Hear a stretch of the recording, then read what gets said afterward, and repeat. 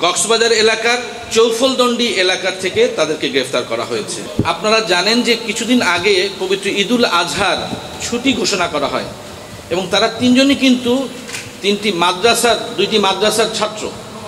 এই ছুটি থেকে তারা তাদের বাড়িতে মাদ্রাসায় যোগদানের কথা বলে বের হয় এবং পথিমধ্যে তারা মাদ্রাসায় না এসে বরঞ্চ তারা এই কক্সবাজারে আসে আমার পূর্বে যে উল্লিখিত যে একজন বিশেষ গুরুত্বপূর্ণ ব্যক্তি, সেই গুরুত্বপূর্ণ ব্যক্তি বা এই দলের একজন নেতার সাথে দেখা করার জন্য।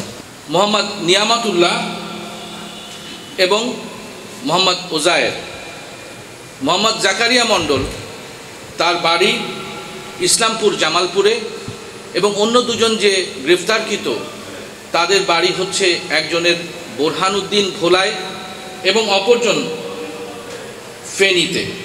তারা একই মতাদর্শের নতুন একটি নাম আশ-শাহাদা অথবা শাহাদাত নামের নতুন একটি দল খুলে তারা রিক্রুটিং কার্যক্রমে নিয়োজিত ছিল এবং গতকালকে মূলত এরকমই একটি বৈঠকে তারা মিলিত হয়েছিল যখন র্যাবের গোয়েন্দা দলের হাতে তারা ধরা পড়ে।